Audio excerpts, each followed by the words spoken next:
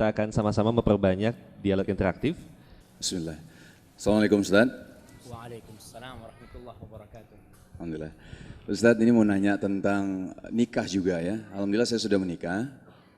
Tapi kalau misalnya pertanyaan adalah kisah nyata ada saudara saya juga, jadi nikah muda. Jadi kira-kira kalau di dalam Islam itu sebenarnya ada syarat-syarat nggak untuk nikah muda? Karena kejadiannya adalah orang tuanya saudara saya ini, dia tidak mau anaknya pacaran, terus ditantang anaknya. Kalau kamu memang mau sama dia, kamu nikahin dia. Ternyata anaknya nikah. Nah setelah nikah permasalahan sudah mulai muncul kalau saya bilang gitu. Karena apa? Karena memang secara saudara saya ini memang masih SMA Ustaz. Maksudnya masih sekolah, kerja belum gitu. Nah sekarang permasalahan mulai muncul. Sedangkan dia orang tua tidak mau ada namanya zina, jadinya ditantang untuk nikah gitu. Itu kira-kira gimana Tat kalau menurut antum? Siap. Masih Tat, jazakallah. Nah, Anda ini termasuk yang mendukung nikah muda ini Bang ya. Tapi ternyata ada masalah ini Bang. Iya gimana sekarang, pertanyaan yang sangat bagus sekali. Kita kan nggak ingin ada pacaran.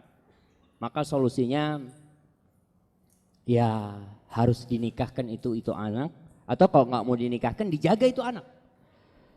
Kalau kita mau menikahkan, bagaimana peran orang tua memberikan SIM kepada anaknya, surat izin menikah.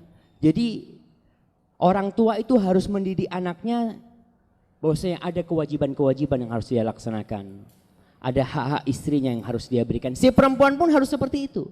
Karena mereka jangan berpikir pacaran, ini udah menikah.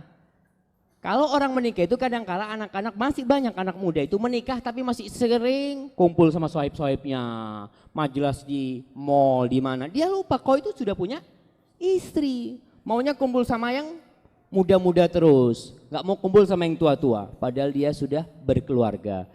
Maka apa yang terjadi itu sebenarnya memang masalah, kita harus ada solusinya. Solusinya apa? Tidak ada cara lain kecuali mendidik anak itu dengan benar. Anak itu oke, SMA nggak apa-apa, dia masih kuliah, masalah ngasih nafkah orang tuanya harus menjamin. Sebagian orang berpikiran, Ustadz bagaimana menikah dengan menuntut ilmu, bisa nggak digabungin? Bisa, bukan nggak bisa, tapi orang tuanya yang ngasih makan istrinya.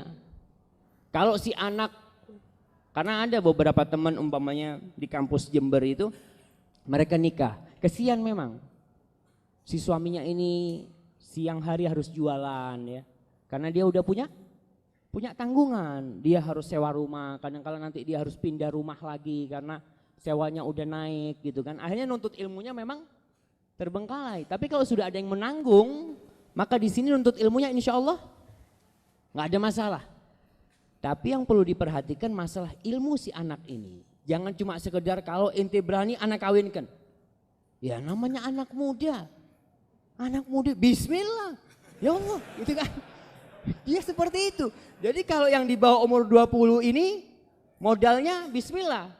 Kalau yang udah 25 insya Allah gitu kan. Tapi kalau udah 30 tunggu. Karena ini udah mulai mikirnya udah panjang gitu. Biasanya orang udah 30 itu nikahnya malah tambah mundur lagi. Makanya kalau mau nikah memang di bawah 20 langsung bismillah itu. Seperti itu. Tapi tetap ya, tetap orang tua punya peran bagaimana mendidik itu anak, mempersiapkan itu anak sebelum kau menikah, paling enggak dikarantina dulu itu anak. Dikarantina, dan saya harapkan mungkin nanti di Jakarta ini juga diadakan tuh tempat-tempat karantina buat yang mau kawin. Training khusus buat yang mau kawin. Jadi sebelum menikah dia udah tahu dengan hak dan kewajibannya. Sebagian orang berpikiran kalau menikah itu nggak ada masalah, enak gitu kan. Beda sama pacaran. Pacaran itu setannya ngipasin, terus kan. Tapi kalau udah nikah dibakar sama setannya dari bawah. Bagaimana bisa berpisah? Maka mungkin seperti itu.